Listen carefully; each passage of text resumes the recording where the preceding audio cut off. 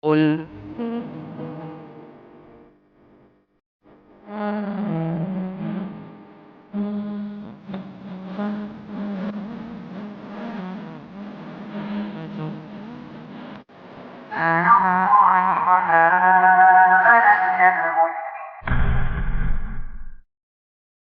Bismillahirrahmanirrahim. Assalamualaikum warahmatullahi wabarakatuh.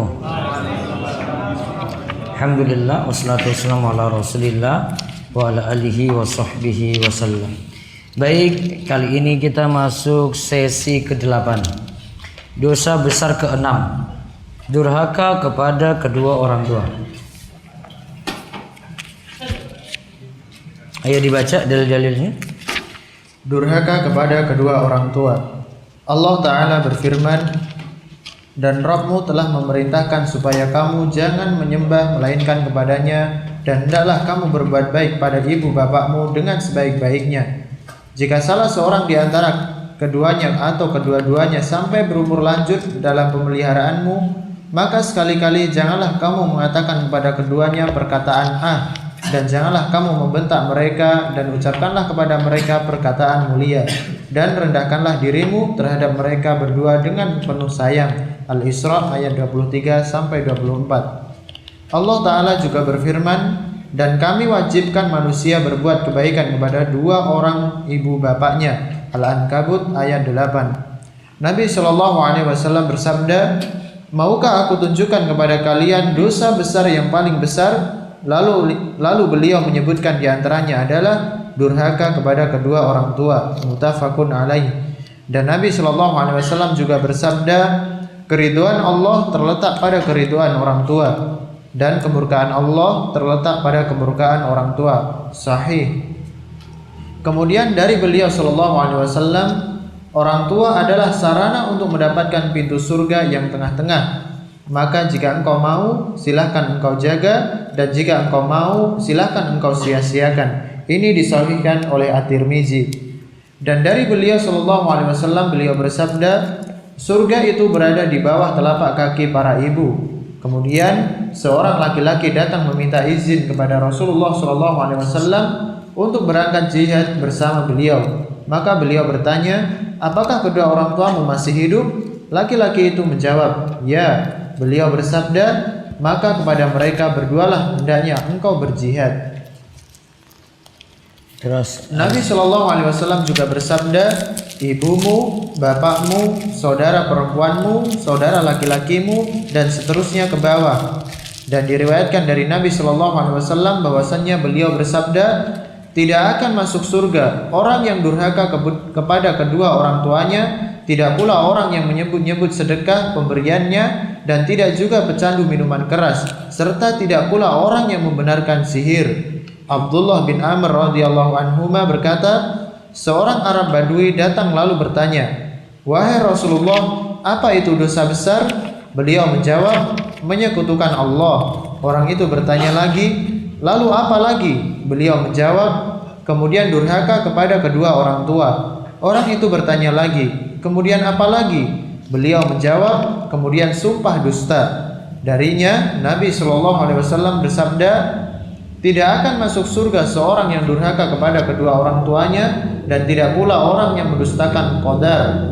Isa bin Talhah bin Ubaidillah meriwayatkan dari Amr bin Murrah al-Juhani radhiyallahu anhu bahwasannya seorang laki-laki berkata, hai Rasulullah, bagaimana pendapat Anda jika saya melaksanakan sholat 5 waktu, berpuasa Ramadan, membayar zakat, dan berhaji ke Baitullah?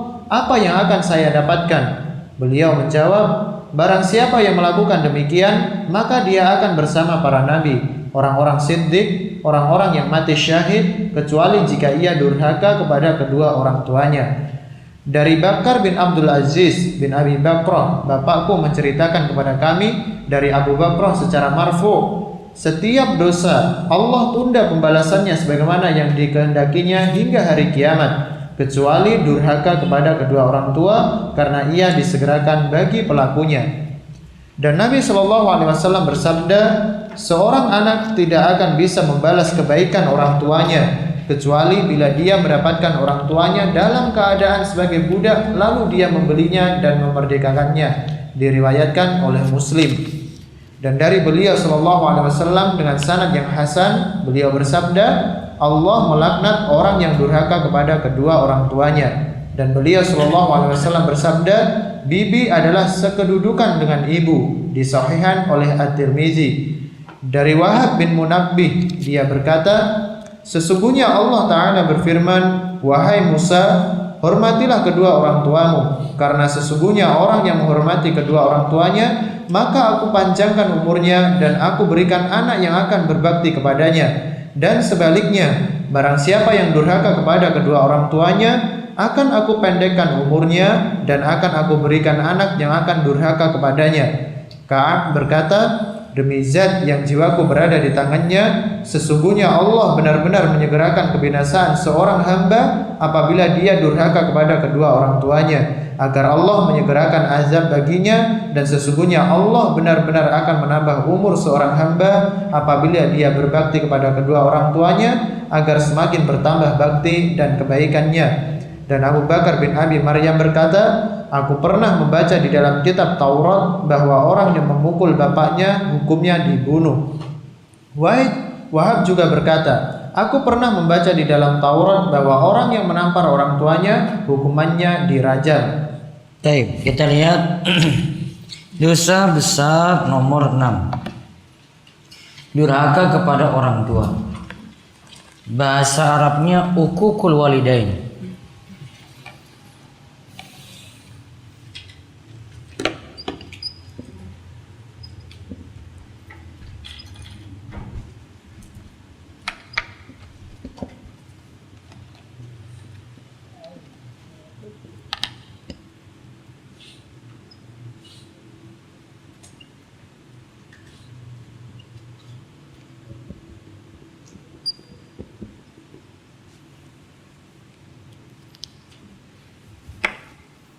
Lawannya birrul walidain.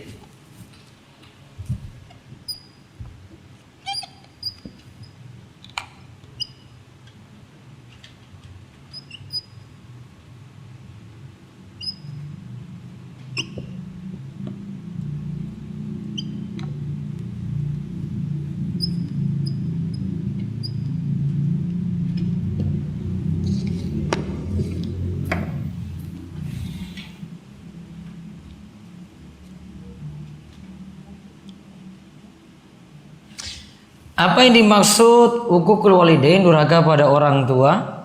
Kata Imam Nawawi, segala bentuk perbuatan menyakiti orang tua.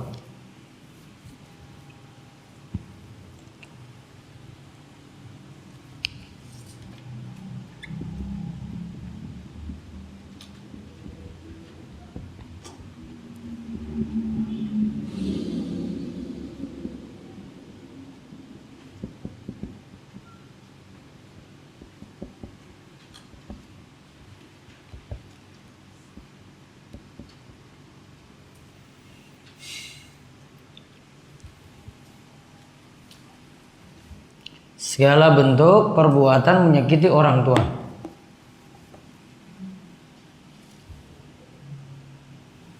Disebut apa? Uququl walidain, durhaka pada orang tua. Lihat ayatnya. Wa qada rabbuka alla ta'budu illa iyyahu wa bil walidaini ihsana. Imma yablughanna indakal kibara ahaduhuma aw kilahuma fala taqul lahumā uff wala tanharhuma wa qul lahumā qawlan karīmā wakhfid lahumā janaha dhulli minar rahmah. Dan Rabbmu telah merintahkan supaya kamu jangan menyembah melainkan kepadanya saja, artinya tidak boleh berbuat syirik. Dan hendaklah kamu berbuat baik pada ibu bapakmu dengan sebaik-baiknya. Lebih-lebih lagi kalau mereka sudah berusia lanjut, sulit diatur. Gak sabar kita untuk merawat mereka. Lebih lagi ditunjukkan untuk berbakti. Lalu dikatakan, perkataan mesti dijaga. Maka sekali-kali janganlah kamu mengatakan kepada keduanya, di sini kalau bahasa Arabnya. Itu cuma kalimat sederhana saja. Kadang muncul kalau orang itu enggan untuk memenuhi panggilan orang tua. Keluar kata ah, perkataan nggak boleh. Juga tidak boleh membentak. Wala tanharhuma, membentak nggak boleh. Membentak diantara bentuknya suara keras. Wa qul lahum qaulan karima, berkatalah kepada keduanya dengan perkataan yang mulia. Terus dikatakan waqfid lahum janahadzulli minar rahmah, rendahkanlah dirimu. Walaupun mungkin kita dari sisi gelar akademik mungkin lebih tinggi, disuruh waqfid lahum janahadzulli minar rahmah, dan rendahkanlah dirimu terhadap mereka berdua dengan penuh kasih sayang. Jadi bentuknya macam-macam di sini. Dalam ayat ini disebutkan bentuk berbuat baik pada orang tua wujudnya satu, berbuat baik secara umum. Dua, berbuat baik ketika usia tua. Tiga di sini menjaga perkataan, jangan sampai menyakiti. Empat, membentak. Nah, dilarang membentak. Berarti juga termasuk tidak boleh bersuara keras. Yang kelima, merendahkan diri di hadapan mereka.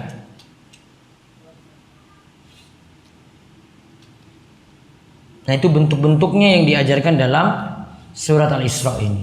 Apa saja tadi? Satu, berbuat baik secara umum ya, termasuk bahagiakan juga orang tua. Misalnya orang tua ingin anaknya nurut dalam hal pekerjaan. Kamu harus kerja kayak gini-gini. Selama itu bukan pekerjaan yang haram, wajib dituruti. Misalnya suruh daftar CPNS. Wah, anak nggak mau. Wah, saya nggak mau gini. Nah, selama itu bukan pekerjaan yang haram, tak boleh. Kecuali misalnya disuruh yang haram. Apa misalnya disuruh kerja di mana? Hah? Mana yang duitnya banyak? Pajak atau bank atau asuransi misalnya. Dituruti enggak? Mau sampaikan dengan halus juga. Maaf, saya enggak mau yang ini. Namun selama itu pekerjaannya tidak ada larangan sama sekali, tidak berhubungan dengan pekerjaan yang haram, wajib diikuti. Itu bentuk baik secara umum. Yang kedua tadi apa bentuknya? Nah, berbuat baik kalau sudah berusia lanjut. Yang ketiga, jaga perkataan. Jaga perkataan. Di sini nggak boleh mengatakan apa? Ah atau uf. Seringan-ringannya perkataan di situ. Kemudian yang keempat, tidak membentak, termasuk tidak bersuara keras. Yang kelima, merendahkan diri. Artinya tawadhu di hadapan orang tua, nganggap diri biasa. Karena sesukses anak, apapun itu suksesnya anak tergantung dari orang tua juga. Itu doa-doa baik dari orang tua. Maka nggak boleh sombong di hadapan orang tuanya sendiri atau rendahkan orang tuanya. Al-Ankabut ayat 8 sebutkan wa wassaynal insana biwalidayhi ihsana. Dan kami wasiatkan kepada manusia untuk berbuat baik kepada ibu bapaknya. Terus kalau ibu bapaknya sudah meninggal dunia bagaimana? Apa yang dilakukan? Nah, amalan untuk orang tua yang telah meninggal dunia.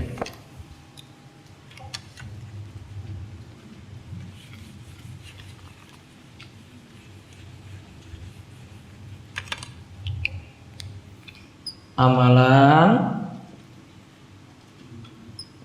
untuk ortu yang telah meninggal dunia. Ini nanti bisa dapat di buku saya 50 doa itu. Ada di Rumah Store. 1. Mendoakan.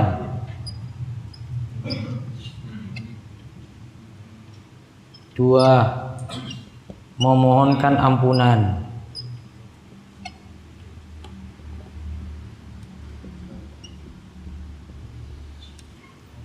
3. Sedekah atas nama orang tua. 4. Jalin silaturahim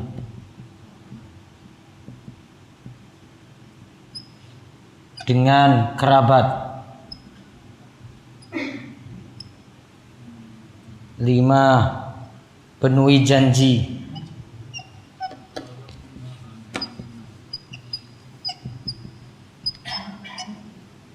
Yang belum ditunaikan ya, atau wasiatnya. Selama bukan wasiat yang haram. Yang keenam, berbuat baik.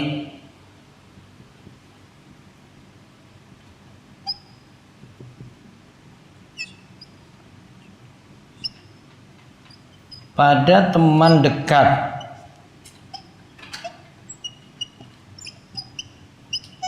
Orang tua.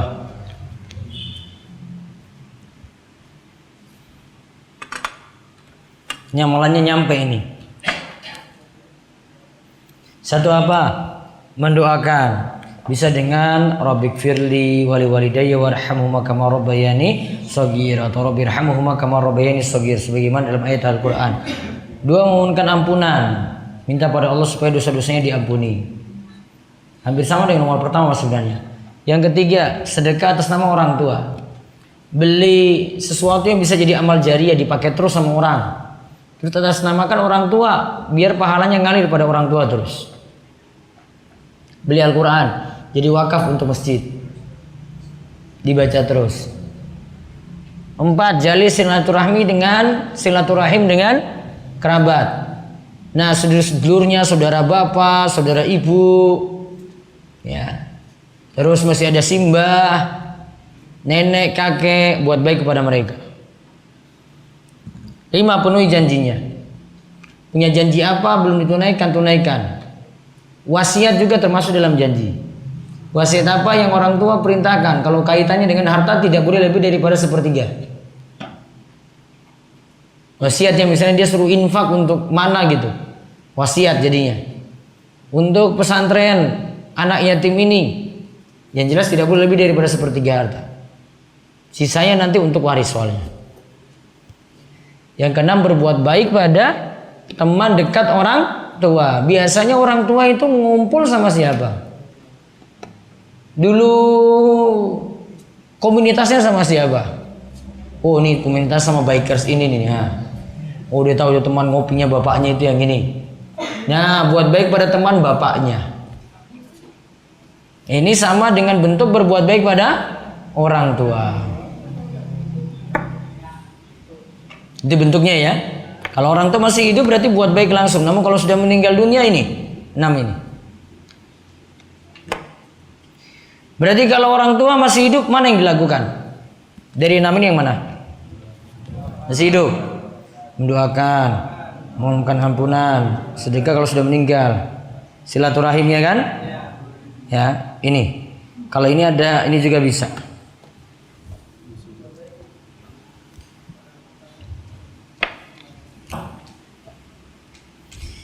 Terus disampaikan lagi oleh Nabi sallallahu alaihi wasallam, "Ala unabbiukum bi akbaril kabair." Maukah aku tunjukkan kepada kalian dosa besar yang paling besar? Kemudian disebutkan uququl walidain, durhaka pada orang tua. Terus Nabi SAW juga bersabda, ridallahi fi ridal walidi wa sakhatallahi fi sakhatil walidi. Ridho Allah tergantung pada ridho orang tua, murka Allah tergantung pada murka orang tua. Berarti kalau mau nurut orang tua selama tadi ya, bukan maksiat, berarti diikuti. Misalnya tidak ada masalah untukmu. Orang tua pingin jodoh, oh, kamu kalau nikah, kalau bisa kamu orang Jawa, nikah dengan orang Jawa, nggak boleh dengan orang Sumatera. Biaya mudiknya mahal, misalnya. Ya berarti nurut. Wah, kamu satu-satunya nggak boleh jauh-jauh, kamu cari orang Gunung Kidul saja. Oh, berarti Gunung Kidul. Oh, kamu anak kesayangan. Nah, cuma bisa dengan orang Panggang saja. Wah, berarti dengan orang Panggang. Cari kamu. Kalau nggak laku-laku, cari terus pokoknya. Itu nurut itu namanya. Oh, kamu belum boleh nikah kecuali lulus. Berarti kamu jangan macam-macam sekarang ta'arufan. Mau ta'aruf ini ternyata bilang pada orang tua, "Weh, siapa yang izinkan kamu nikah? Tunggu dulu sampai S2." Baru S1 semester 2. Sengsara sekali dia itu. Salah sendiri ya. Orang tua belum izinkan, dia nggak tanya dulu. Cari ridho orang tua, simple. Kecuali kamu bisa jelaskan gitu. Kalau orang tua tetap bersikuku kayak gitu, sudah. Gimana lagi? Ikuti apa kata orang tua berarti. Selama itu bukan maksiat gitu. Selama itu bukan maksiat. Kecuali kita bisa lobby gitu. Nah, kalau di sini ada kalimat lagi yang bagus. Kemudian dari Nabi SAW juga, al-walidu awsatu abwabil jannah. Fa in syi'ta fafaz wa in syi'ta fadiyya. Orang tua itu jadi pintu tengah surga. Jika kau mau jaga pintu itu, berarti kalau masih hidup, rawat orang tua baik-baik, jaga orang tua baik-baik, bakti kepadanya baik-baik, bahagikan dia. Wa in syi'ta fadiyya. Jika kamu sudah lepaskan pintu surga tadi, berarti salah satunya jalan mudah menuju surga adalah berbakti pada orang tua, apalagi masih hidup. Terus sabda Nabi SAW, al-jannatu tahta aqdamil ummahat. Surga itu berada di bawah telapak kaki ibu.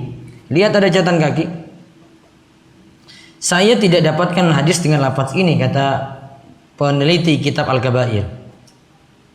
Akan tapi maknanya termuat di dalam Sunan An-Nasa'i kitab Al-Jihad bab ar-rukhsa fi at-takhallub liman lahu walidah dengan lafaz anna Jahimata ja'a ila Nabi SAW. Ada seorang bernama Jahimah datang kepada Nabi SAW lalu berkata, "Ya Rasulullah, aradtu an agzu wa qad ji'tu ashtariku." Ya Rasulullah, saya ingin berperang dan saya datang untuk meminta pendapat Anda. Maka Nabi SAW bersabda, "Apakah engkau memiliki ibu?" Jawabnya, "Ya." Beliau bersabda, "Tinggallah selalu di dekatnya. Falzamha fa innal jannata tahta rijlaiha." Tinggallah bersamanya karena surga itu berada di bawah kedua kakinya. Sama kan berarti? Kita istilahkan apa? Surga berada di bawah telapak kaki ibu. Lafaz hadisnya adalah ini yang tadi disebutkan. Falzamha fa innal jannata tahta rijlaiha. Ada dalam lafaz yang lainnya, waihaka ilzam rijlaha fasammal jannah.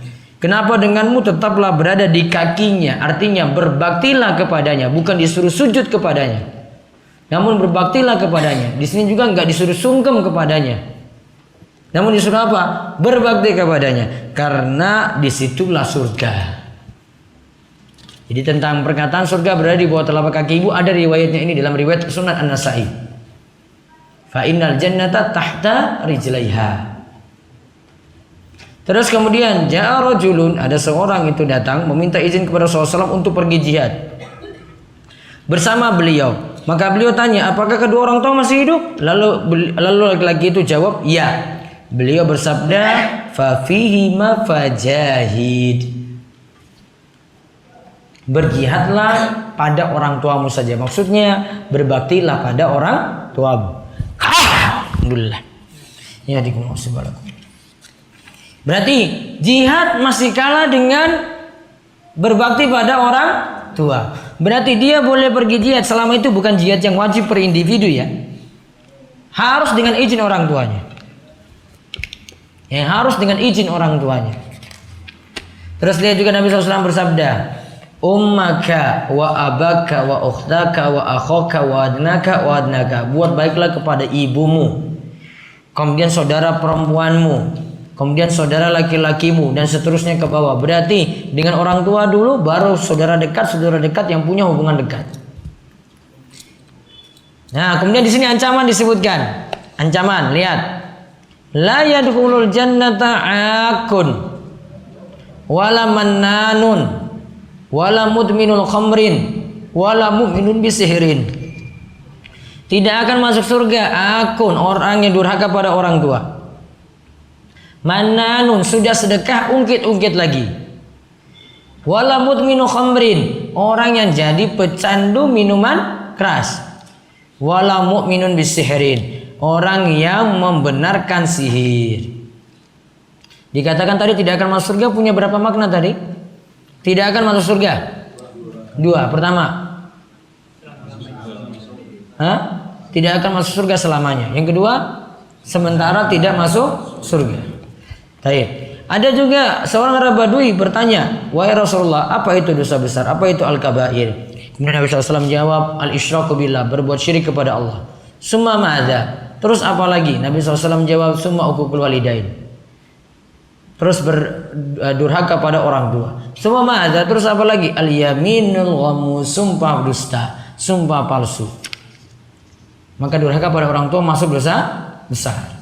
Terus la yadkhulul jannata akun wala mukadzibun bil qadar. Tidak akan masuk surga orang yang durhaka pada orang tua dan tidak pula orang yang mendustakan qadar. Qadar itu apa? Takdir. Berikan keterangan. Qadar itu takdir. Ada bedanya qada dan qadar. Kalau qada itu sesuatu yang sudah terjadi, berarti sudah ditetapkan. Kalau qadar itu yang sebelumnya, ketetapan sebelumnya. Berarti qadar dulu baru kemudian qada. Sebagian ulama terangkan seperti itu. Kemudian ada seorang laki-laki lagi berkata, wahai Rasulullah, bagaimana pendapat Anda jika saya melaksanakan sholat 5 waktu, terus berpuasa Ramadan, membayar zakat, berhaji ke Baitullah, apa yang akan saya dapatkan? Lalu Nabi berkatakan, barang siapa yang melakukan demikian, maka dia akan bersama para nabi, bersama siddiqin, bersama orang yang mati syahid, kecuali jika ia durhaka kepada kedua orang tua. Berarti yang membuat dia terhalang masuk surga walaupun rajin sholat, rajin puasa, bayar zakat sampai haji adalah durhaka pada orang tuanya, menghalangi dia masuk surga. Jadi walaupun tadi sesoleh apapun dia, hubungan dengan orang tuanya nggak baik, itu menghalangi dia masuk surga. Tadi lihat catatan kaki nomor 2. Hadisnya targhib wa tarhib. Al-Munsiri berkata diriwayatkan oleh Ahmad dan At-Tabrani dengan 2 sanad yang salah satunya adalah sahih, dan diriwayatkan pula oleh Ibnu Khuzaimah dan Ibnu Hibban dalam sahih mereka berdua secara ringkas. Terus ada lagi ancaman. Kullu dzunubi yuakhirullahu minha masya'a ila yaumil qiyamah illa uququl walidain fa innahu yu'ajjalu li sahibihi. Setiap dosa Allah tunda pembalasannya sebagaimana yang dikehendakinya hingga hari kiamat, kecuali durhaka kepada orang tua, karena ia disegerakan bagi pelakunya. Berarti beri catatan, dosa yang bisa disegerakan hukumannya di dunia adalah durhaka pada orang tua. Dosa yang bisa disegerakan hukumannya di dunia adalah durhaka pada orang tua. Bisa jadi dia dapat doa jelek dari orang tuanya sendiri terkabul, atau murka Allah datang untuknya. Dan rata-rata orang yang punya masalah, ada yang karena sebab durhaka pada orang tua, punya masalah dengan orang tuanya, nggak dia minta maaf, nggak dia selesaikan, maka masalah terus ada. Ketika dia minta maaf pada orang tua atau dia berbuat baik benar dengan orang tuanya, masalahnya itu selesai. Itu tanda Allah segerakan hukuman di dunia bagi orang yang durhaka pada orang tuanya. Kemudian dalam hadis dikatakan lagi, la yajzi waladun walidan illa ayyajidahu mamlukan fayashtarihi fayu'tiqahu. Seorang anak belum dikatakan membalas orang tuanya, kecuali dia andai dia dapatkan orang tuanya dalam keadaan jadi seorang budak, dia beli dan dia memerdekakan. Namun kan nggak mungkin kayak begini, orang tua jadi budaknya mustahil. Namun bisa, kalau dia dapati orang tuanya kayak gitu, dia memerdekakan, nah itu baru dia dikatakan membalas. Terus orang yang durhaka pada orang tua dapat dosa laknat. La'anallahul aqwa liwalidayhi. Allah itu melaknat anak yang durhaka pada orang tuanya. Bisa jadi dia itu menghina orang tuanya. Bisa jadi langsung, bisa jadi sebab. Dia cari gara-gara dengan orang lain, anak orang lain, disebut-sebut bapaknya, dasar bapakmu tuh kayak gini. Oh, temannya balas lagi, oh bapakmu juga kayak gini. Dihina bapaknya gara-gara dia. Itu namanya mencela bapaknya juga. Karena dia jadi sebab. Terus dikatakan di sini, bibi adalah sekedudukan dengan ibu. Bibi itu apa berarti? Khala di sini saudara perempuan ibu. Jadi kan catatan di situ ada khala, saudara perempuan ibu. Bibi yang dimaksud saudara perempuan ibu. Maka itu kedudukannya sama dengan ibu. Artinya buat baik kepadanya sama seperti buat baik kepada ibu. Lalu lihat di sini ada perkataan ulama yang keras dalam hal ini. Wahab bin Munabbi itu katakan, Allah pernah berfirman kepada Musa. Namun ini riwayatnya masih dicek lagi. Wahai Musa, hormatilah kedua orang tuamu, karena sesungguhnya orang yang menghormati kedua orang tuanya, maka aku akan panjangkan umurnya, kata Allah. Aku berikan anak yang akan berbakti padanya. Jadi anaknya sendiri berbakti padanya kalau dia buat baik kepada orang tuanya. Sebaliknya, siapa yang durhaka kepada kedua orang tuanya, maka aku akan pendekkan umurnya dan akan aku berikan anak yang durhaka juga kepadanya. Maka nanti dia dapat anak yang durhaka juga. Bisa jadi ada anak yang durhaka pada orang tua karena sebab orang tuanya sendiri pernah durhaka kepada orang tuanya dulu. Jadi bahaya di situ. Jadi dosanya diwarisi pada anaknya nanti. Perbuatannya bukan dosanya, diwarisi pada anaknya karena contoh dari bapaknya juga. Ka'ab berkata, demi zat yang jiwaku berada di tangannya, sesungguhnya Allah benar-benar menyegerakan kebinasaan seorang hamba apabila dia durhaka kepada kedua orang tuanya. Berarti disegerakan hukumannya di dunia agar Allah menyegerakan azab baginya. Dan sesungguhnya Allah benar-benar akan menambah umur seorang hamba apabila dia berbakti kepada kedua orang tuanya agar semakin bertambah bakti dan kebaikannya. Juga di sini ada hukuman dalam Taurat, orang yang memukul bapaknya malah dibunuh. Ada yang menampar orang tuanya dirajam. Berarti itu sudah sangat-sangat durhaka sekali sampai dia itu memukul bapaknya, sampai dia itu menampar orang tuanya. Wallahu a'lam bishawab. Ada pertanyaan? Ya. Ustaz, saya ingin 3 pertanyaan. Yang pertama, selama ini kita sering durhaka kepada ibu dan ibu telah tiada. Bagaimana kita menembus dosa-dosa durhaka kita selama ini? Yang pertama. Yang kedua, selama ini kita durhaka kepada ibu dan sebelum ibu meninggal kita telah meminta maaf dan kita maaf, ibu memaafkan kita. Apakah dosa-dosa yang selama ini kita lakukan kepada ibu terhapus? Terhapus. Ya. Ketiga, bagaimana kita atau kiat-kiat di mana ada orang tua hidup bersama kita, tapi orang tua itu tindak tanduknya membuat rasa tidak enak kepada istri kita. Nah, istri kita selalu mengeluh kepada kita. Nah, disinilah saya serba salah. Bagaimana cara mengatasi hal tersebut? Kalau orang tua kita pernah durhakai terus sudah meninggal dunia, nah ini lakukan ini tadi. Balik doakan dia lagi untuk balas tadi kedurhakaan kita. Doakan dia terus, minta ampunan untuknya. Terus cari ini amal-amal ini, sedekah lagi diperbanyak untuknya. Terus ada punya janji, coba cari janjinya. Ada keluarga, jalin hubungannya lagi. Buat baik dengan keluarganya sama seperti buat baik pada orang tua berarti. Terus cari teman-teman dekatnya.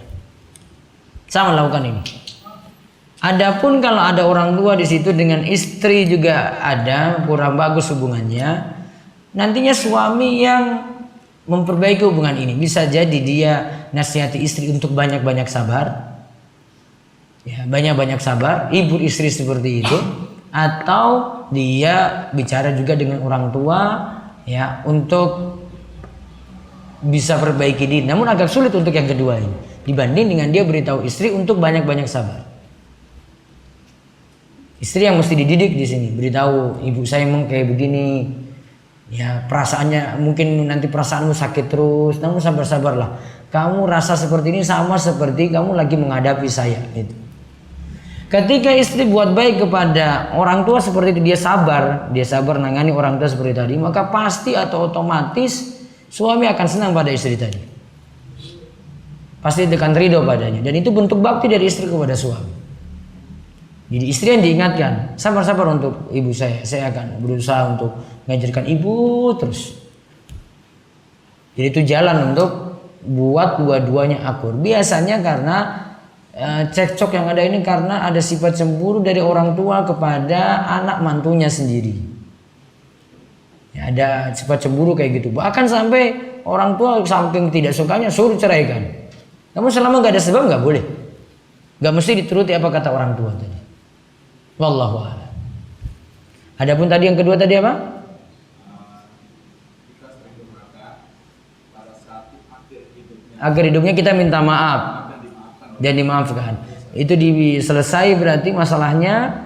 Namun tambahkan dengan amalan-amalan ini untuk rampungkan tadi masalah-masalah. Siapa tahu ada yang belum dia ikhlaskan. Baik, ada lagi? Ya, Pak Iwan. Yang tidak membentak, soalnya pas kebetulan orang tua saya itu pendengarannya kurang ini, jadi ngomongnya harus keras, nggak termasuk. Kalau dekat-dekat? Kalau tidak membentak istilahnya. Kalau dekat-dekat dengan orang tua baru ngomong gitu? Kalau dia ngomongnya harus keras, baru pendengarannya. Ya berarti karena darurat, masalah pendengaran. Terus ini Ustaz, Dengan suara keras mungkin, bukan dengan bentak-bentak. Ya. Iya. Terus jalin silaturahim sama kerabat. silaturahim dengan kerabat, Kerabat dari bapak. bapak atau ibu. Kalau misalnya kerabat kebetulan pas bapak saya kan nikah lagi, nah dia punya anak dan ibu tiri, itu termasuk kerabat. Sama juga kerabat juga. Kaitannya dengan sikap kita berada kepada orang tua yang sudah mati. Dulu waktu itu sekarang sudah mati. Itu kita ngamalkan satu doa aja itu apakah sudah menebus dosa kita? Bisa mau amalkan lebih lengkap lagi, lebih anjurkan 6 amalan ini. Doa dipanjatkan terus, Iya. berulang-ulang setiap kali sholat gitu. Bisa. Ada lagi. Misal ada seorang bapak yang sifatnya pendiam dan juga dia tidak suka untuk pekerjaannya itu mungkin diganggu atau dibantu sama anaknya karena merasa tidak enak. Terus anaknya ini memiliki sifat yang sama bapaknya. Apakah cukup baktinya itu hanya dengan cara mendoakannya atau ada cara lain karena mungkin keduanya sama-sama pendiam dan jarang bercerita. Bapak kadang nggak mau dibantu, terus nggak mau juga beritahu minta tolong. Anak yang harus punya kesadaran tanpa perintah dari orang tua. Ini pas untuk dibantu, bantu langsung. Kadang dia nggak butuh kata-kata, dia mau anak yang bertindak. Maka buat sebaliknya, beri bantuan tanpa dia mesti perintah. Cara buat baiknya seperti itu. Ada orang tua kayak tadi. Bahkan juga bantuan misalnya, orang tua butuh bantuan sekali. Nanti misalnya kita sudah kerja gitu. Orang tua butuh bantuan. Nggak perlu tanya-tanya, bantu aja. Apa yang perlu dibantu, bantu. Nggak tanya nanti Pak butuh atau enggak gitu. Sudah bantu aja. Itu termasuk bentuk bakti pada orang tua. Ada lagi? Ya. Ustaz, di sini kan yang keempat itu menjalin silaturahmi dengan kerabat. Nah, bagaimana jika kerabat tersebut mungkin saudara dari ayah atau ibu itu kafir? Kerabatnya kafir. Terus? Menjalin silaturahmi juga. Iya. Hubungan kerabat sini umum. Muslim maupun kafir. Selama tidak dukung untuk perihal agama. Bukan untuk perayaan, bukan untuk selamat Natal, bukan untuk kaitannya dengan bantu-bantu urusan agama, nggak boleh. Terus Ustaz, satu lagi itu yang kedua, misalkan orang tua masih hidup, apakah bisa kita mengamalkan amalan yang ketiga itu yang sedekah sama orang tua? Bisa juga. Sedekah atas nama orang lain dengan syarat kalau masih hidup dengan izin dirinya.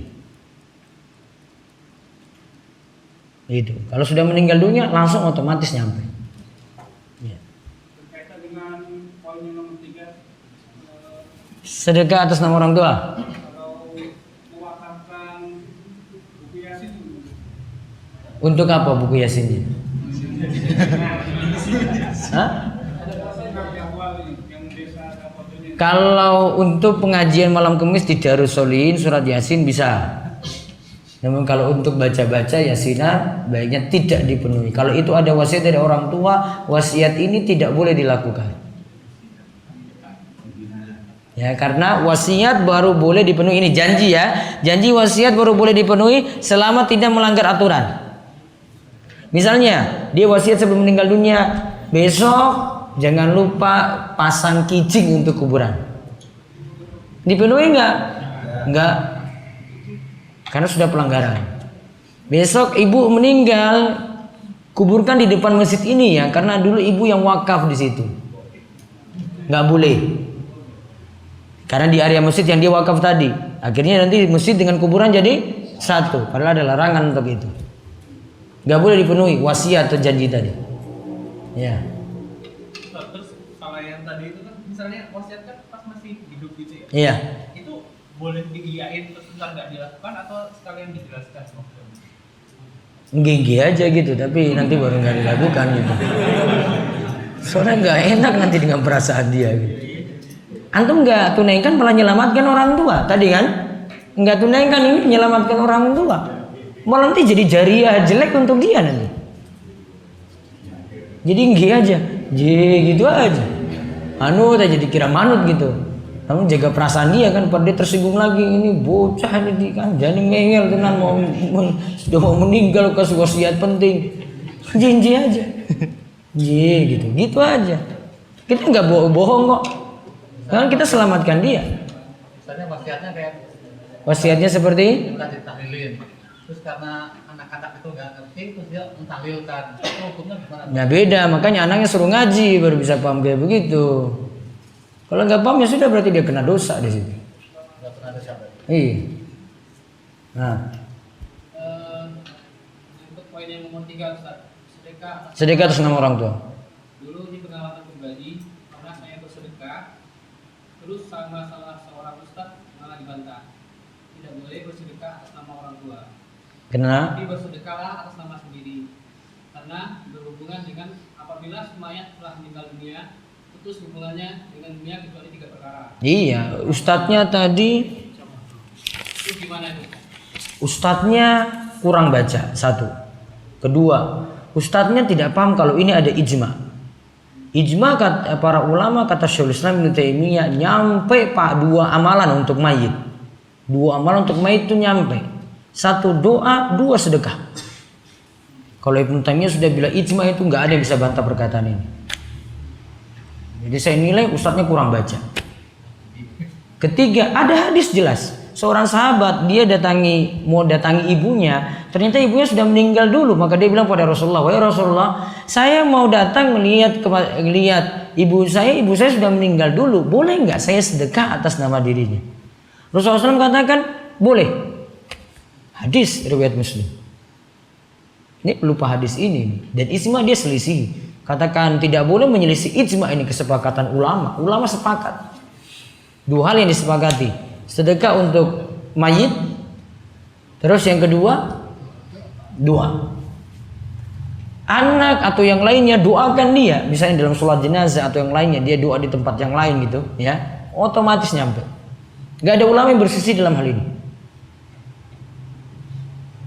Bahkan Ibnu Taimiyah itu katakan siapa yang mengingkari hal ini dia yang keliru.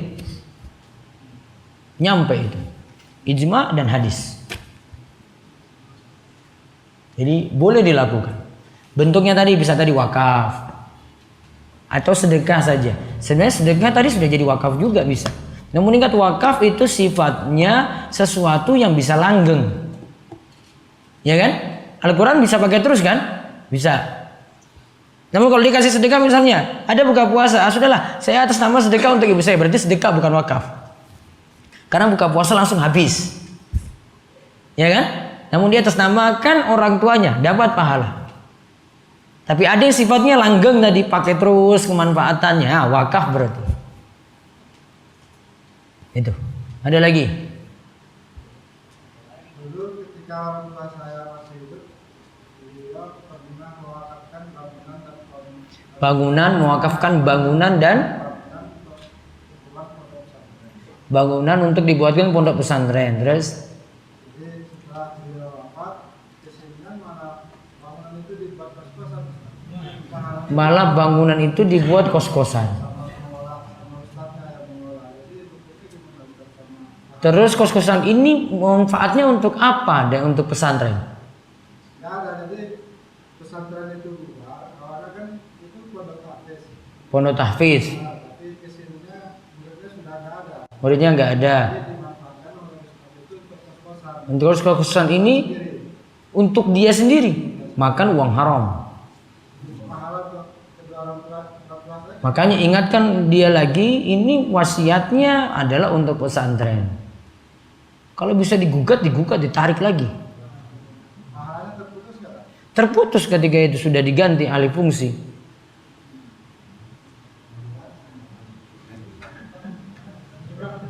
Kecuali gini. Kecuali tadi saya kira itu. Kenapa?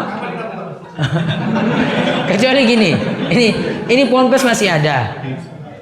Terus di tanah yang sama dibangun kos-kosan.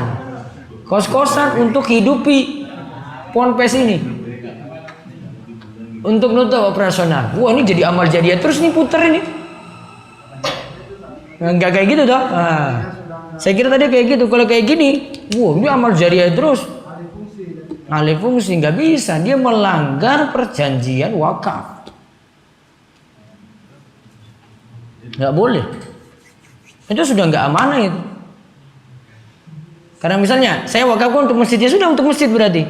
Kamu pakai untuk bangun pesantren nggak boleh. Melanggar perjanjian dong. Dan sebagian yayasan kayak gitu, yang masuk di Indonesia itu kayak gitu sebagian yayasan.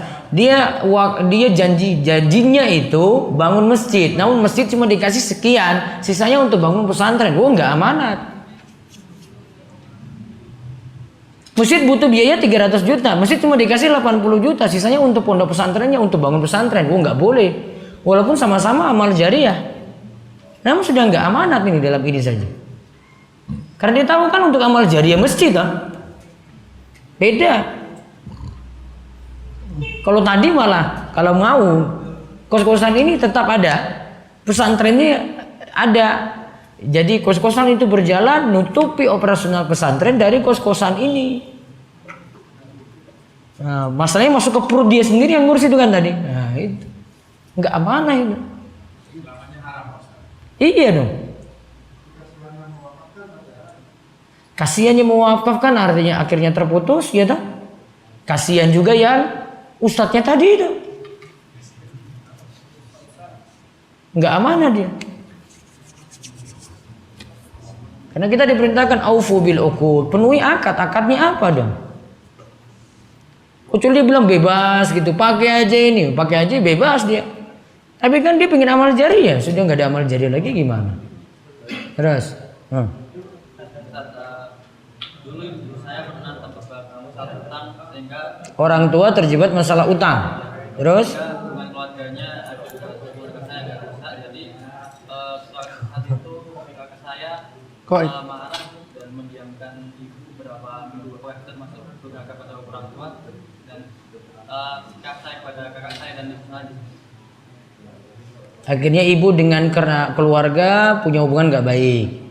Terus ibu dengan siapa lagi? Kakak sendiri. Hubungannya nggak baik juga gara-gara utang. Ibu pinjam uang ke anak. Ke rentenir. Akhirnya hubungannya dengan kakak apa? Nggak peduli lagi dengan ibu gara-gara itu. Mungkin dia mau mendiamkan supaya ibu itu sadar. Namun tetap nasihati ibu terus. Dan kesadaran itu mulai muncul ketika seseorang itu mau dekati agama, dekati ibadah dan mau belajar agama. Itu perlu kesadaran muncul. Maka coba mengajak ibu ke majelis-majelis pengajiannya.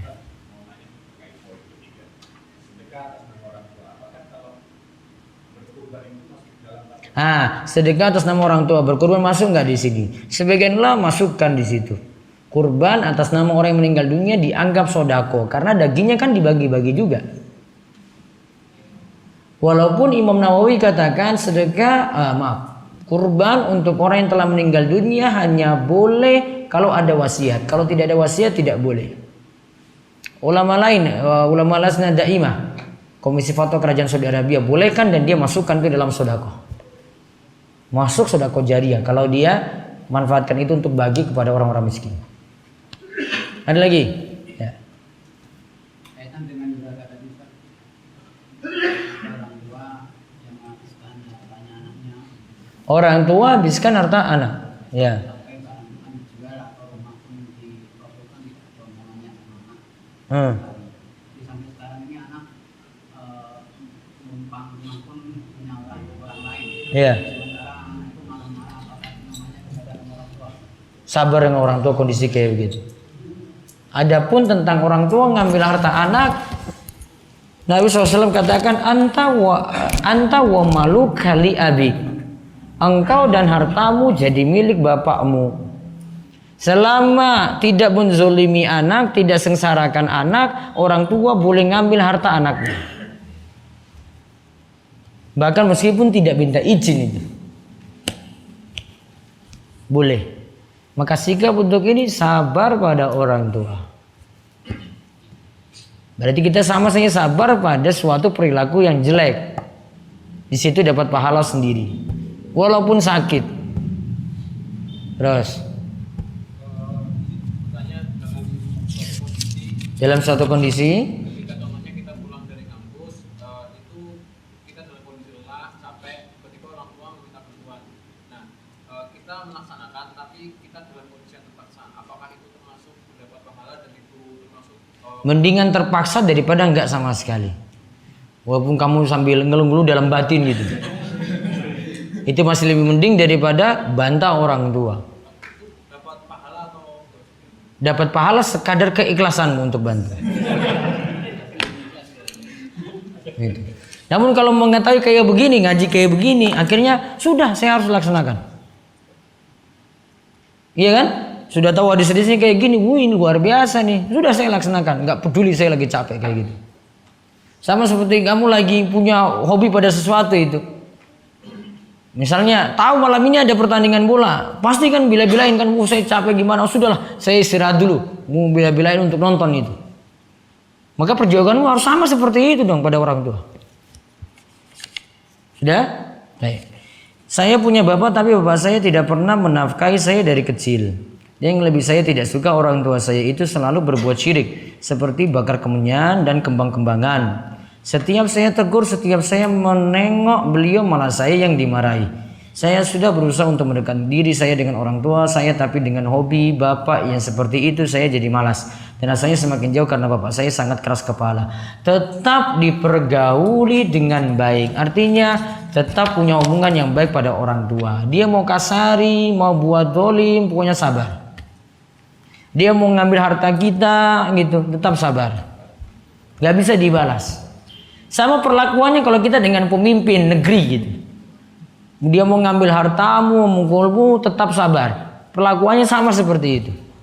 Gak dibalas. Kalau balas, kalau dengan pemimpin mau balas, mau dia orang tua nggak bisa kayak begini diperlakukan. Mungkin kalau dengan pemimpinmu, kalau nggak sabar kayak gitu kalau rakyat. Kalau dengan orang tua nggak bisa. Kita harus banyak-banyak sabar dengan orang tua. Berbeda sekali. Maka nantinya sama antara istri dengan suami juga kayak gitu. Dia dapat suami yang jelek sekali, tetap dia perlakuannya sama seperti itu. Itu namanya bentuk baik pada suami. Sama bentuk baik pada orang tua juga kayak gitu. Wallahu a'lam bishawab. Kita istirahat dulu 5 menit, baru kemudian lanjut lagi makan riba sebelum sholat maghrib. Selonjor dulu.